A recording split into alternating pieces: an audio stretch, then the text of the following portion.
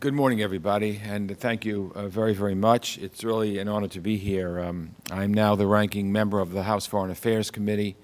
I've been in Congress for 25 years, and I think it was when I was in Congress for my second or third year, a group of us got together and formed the India Caucus, and I was an original member of that caucus and have been a proud member all these years I've been in Congress. I've always felt that the United States and India had so much in common, with India, of course, being the world's largest democracy and the United States being the world's oldest democracy.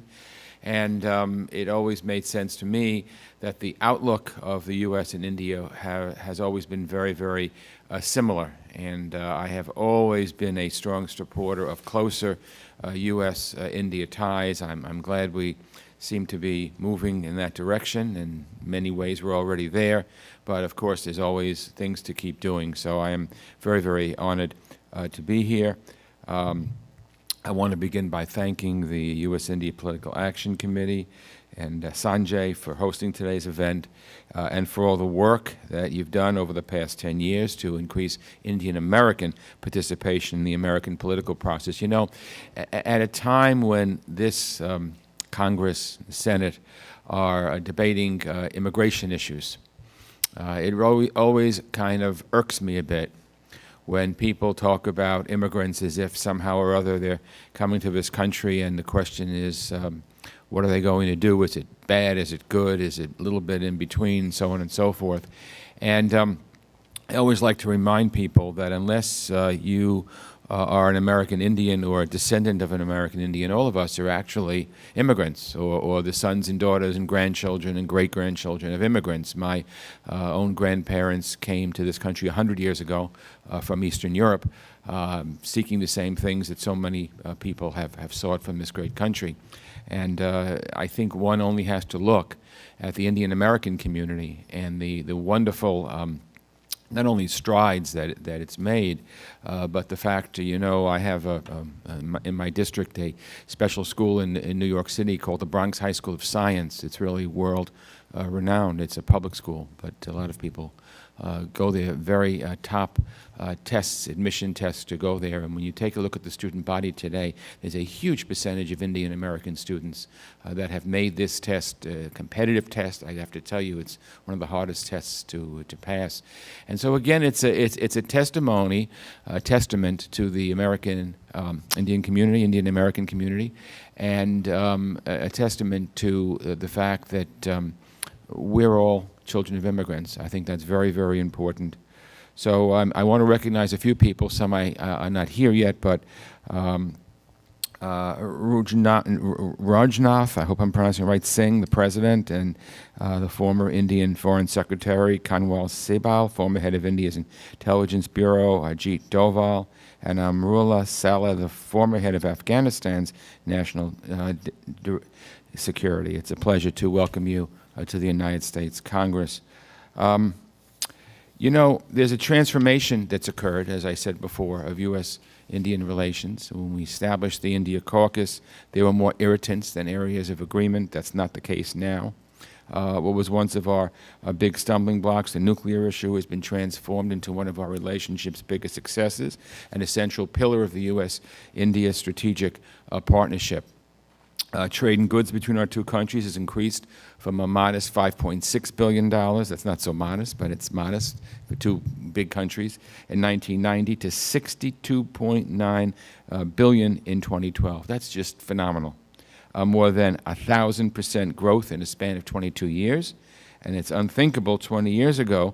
Now India does more defense exercises with the United States than with any other country in the world.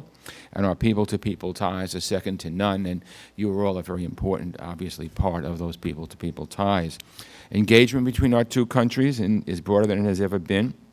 From homeland security and counterterrorism to clean energy and human rights, India has become an important economic, political, and security partner, including in Afghanistan. And let me just say, both India and the United States have suffered terrorist attacks, and both India and the United States understand what the scourge of terrorism is.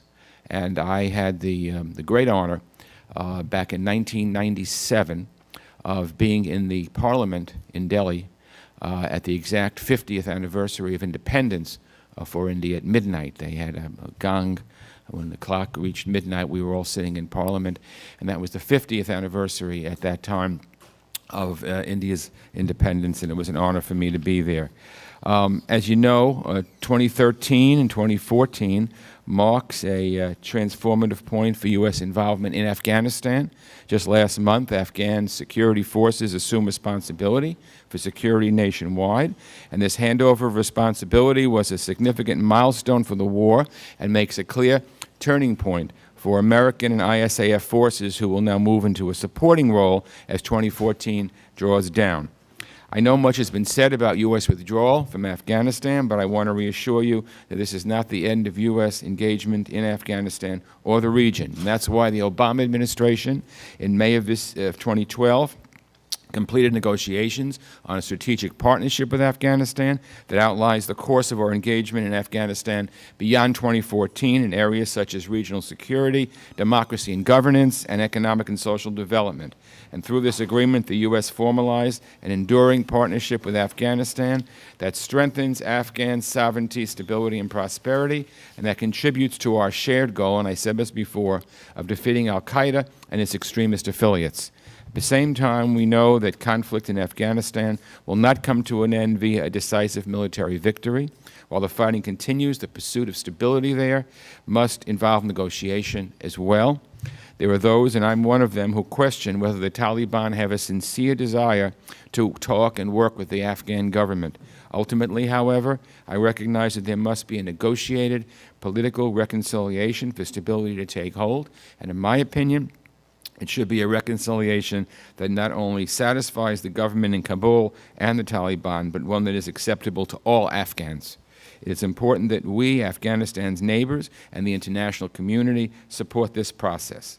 Now, as part of the reconciliation process, it's important that the U.S. enforce the established red lines with the Taliban before engaging in a full-fledged dialogue. We must protect the gains we've made on counterterrorism, women's rights, and counter-narcotics over the past decade. Naturally, the security transition and reconciliation process garners much of the media spotlight, but the political transition will be a key component to Afghanistan's stability past 2014.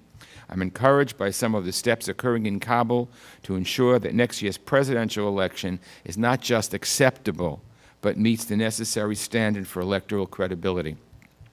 I welcome President Karzai signing the law governing the Election Commission and another outlining how the vote will be held. When the election is completed and the new president replaces Mr. Karzai, it will be the first time that the Afghanistan people have had a peaceful transfer of power, and it will send a much-needed signal about the sustainability of Afghan democracy. But none of this can happen without continued support from Afghanistan's neighbors. And this is where we look to India to play an important role. In the aftermath of the U.S. intervention in 2001, some in the U.S. viewed the Indian presence in Afghanistan as an irritant that complicated efforts to enhance stability, primarily due to the concerns it generated in Pakistan. A decade later, there's a consensus that India is, and will be, a key partner in bringing and maintaining stability in Afghanistan. India has provided more than $2 billion in developmental assistance to Afghanistan since 2002. India is, by a considerable margin, the largest regional donor and the sixth largest bilateral donor to Afghan reconstruction. Indian assistance has contributed to Afghanistan's infrastructure, including highways and hospitals and rural electricity projects.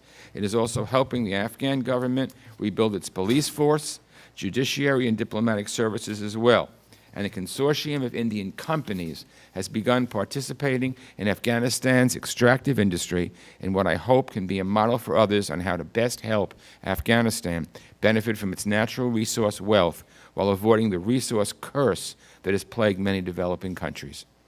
Regrettably, India's positive efforts in Afghanistan will generate intense suspicion in Pakistan, in Islamabad, where fears remain that India is trying to encircle its neighbor. I understand the long and difficult history between India and Pakistan, but I think these views are outdated. And I hope they soon become outdated in Pakistan as well. And again, when I was in India's parliament in 1997, at that 50th anniversary, we contrasted the difference that has happened, the history between India and Pakistan during the course of independence for both countries in 1947. The difference, whereas Pakistan has had many different military coups, India has had a stable democratic government. For far too long, the international community has turned a blind eye to Pakistani attempts to balance its fear of India by supporting the Taliban insurgency in Afghanistan. After decades of supporting this approach, some argue that Pakistan, now facing an insurgency on its own territory, has made a strategic shift. Greater instability in Afghanistan, the theory goes, will only mean greater instability in Pakistan after NATO troops withdraw from Afghanistan in 2014. If this shift is real, then it could have major implications for stability in Afghanistan past 2014, but only time will tell if Pakistan is ready to change course. I hope they are. I hope they will. I think the United States should support them. We have an enormous stake in the region, and we need friendly relations with all countries. So ultimately, no transition in Afghanistan, military or political, will be successful unless those forces seeking to destabilize Afghanistan play a constructive role in allowing Afghans to determine the future of Afghanistan for themselves.